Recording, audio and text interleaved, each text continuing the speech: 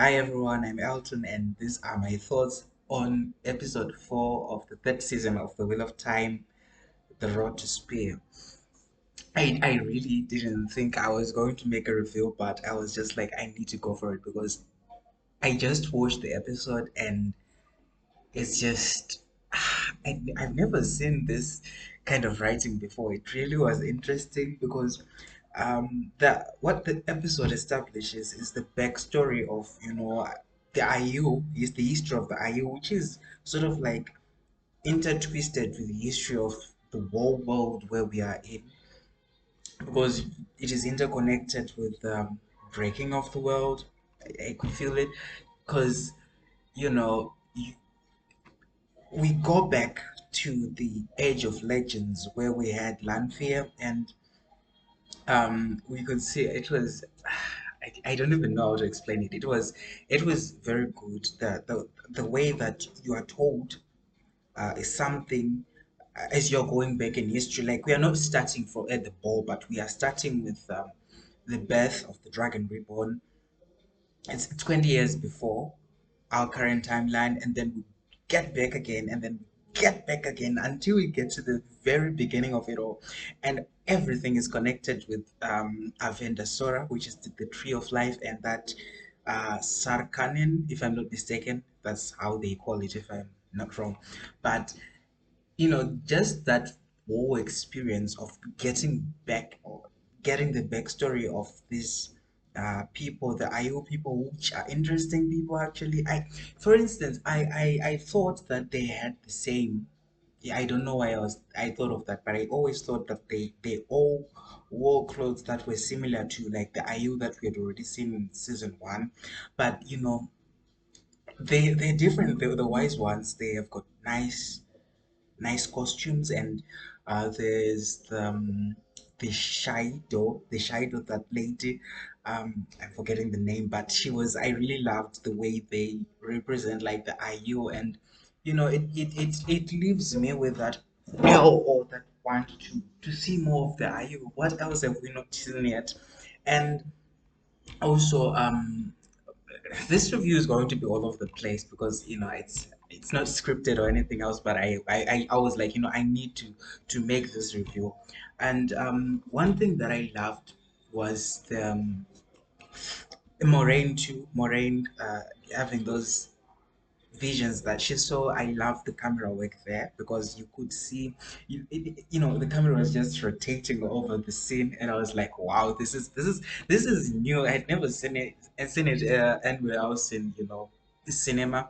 And also, when Rand Althor entered the columns, it was so good. It was so good because I was like, what's going to happen? And then it starts.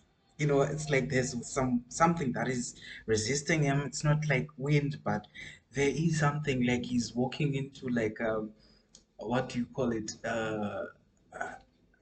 Okay, it's just that something is resisting him, and what else did I like about it was everything about the episode was great.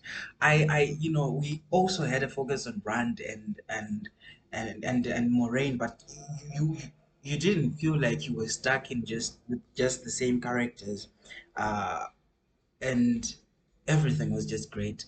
um I think I might actually make another review, which is a bit scripted, because I think now I'm just overcrowded with the fact that the episode was amazing, and I can't wait to see what the Sarkanin, if it is, what it can do, and uh, because Moraine has it. We see Moraine getting it, and I am also wondering because they said there is a male equal, which is Kalindo, and they've been talking about Kalindo since episode one, and I just can't wait to see what Calendar is. And I'm not a book reader.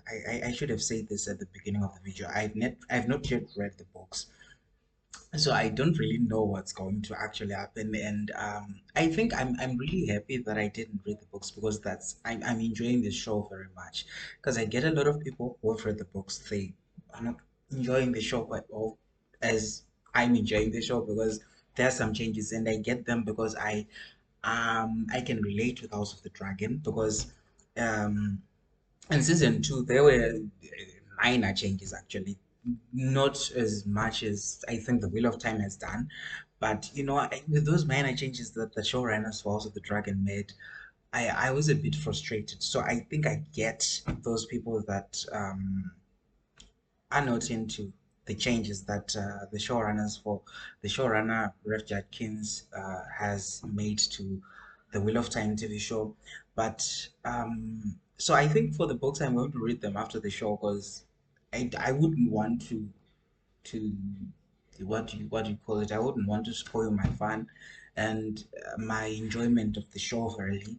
But it's been great. It's I just was like, this can make the best TV series, and like if they do it right, because we're already halfway through the season, like what do we have in store with the fifth episode? And also, there are lots to play here. We've got Perrin in the Two Rivers, you've got Elida, you've got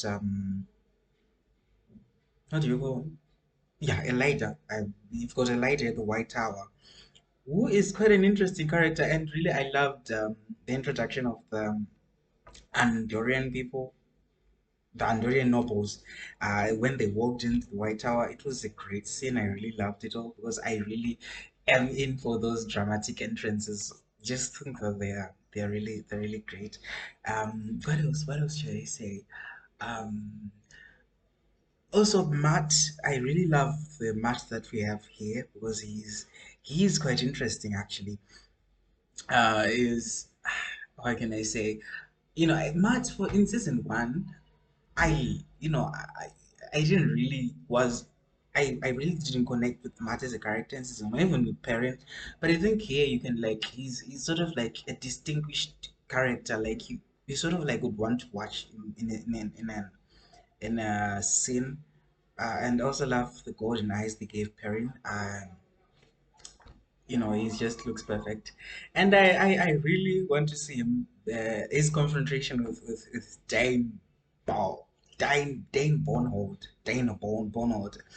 because last season he killed Dan's father, and I really, I was really eager to see the relationship between Dane Bonhold and Perrin, because Dane seems like a nice guy, and now his father was killed by Perrin, so I think he's going to be a villain. And also another thing that I had forgotten are the Forsaken. I'm really eager to see the Forsaken and how there are some Forsaken, but we're yet to see, right? And I can't wait. I think that some of them actually are, you know, hiding through the new cast. I just feel like some of these new people that we've got some Forsaken hiding them. Also, my suspicion was right when, we got that Ravine, Lord Gabriel. Let me say Lord Gabriel. When he was revealed to be a Forsaken, I really loved that. And also the interaction Forsaken had in episode three, I really loved that also. Um, and we have, I think, four or three other Forsaken that we yet to see. I'm eager to see them. And what they can do, and also the new place Tanchiko. We saw Tanchiko in episode. Is it not episode three? I'm sure it's episode three.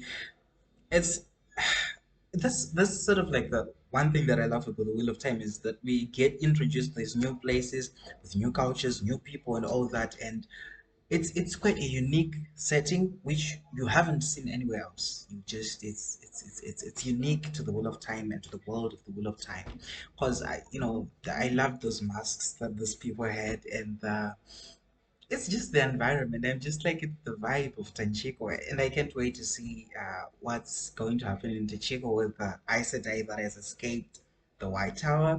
Oh God, this was supposed to be a review of episode four, but I'm just talking about the whole season overall because it's been a great season, and I can't wait to see how it all unravels. And I think that perhaps after episode five, I might try doing a review on episode five, perhaps a detailed one, and it's something that I had not planned actually. I was like, I always wanted to do movie reviews, but I'm like, I need to get a camera, a nice mic, and all that. But for this one, I was like, I need to go for it because If I miss it here, I'm not going to do it anywhere else.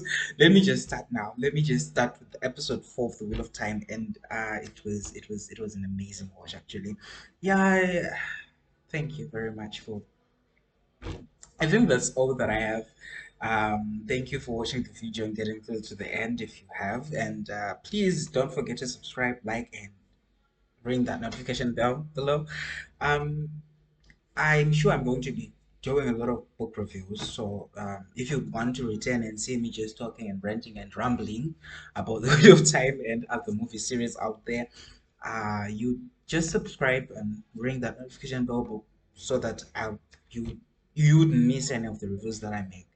Until we meet next time, peace.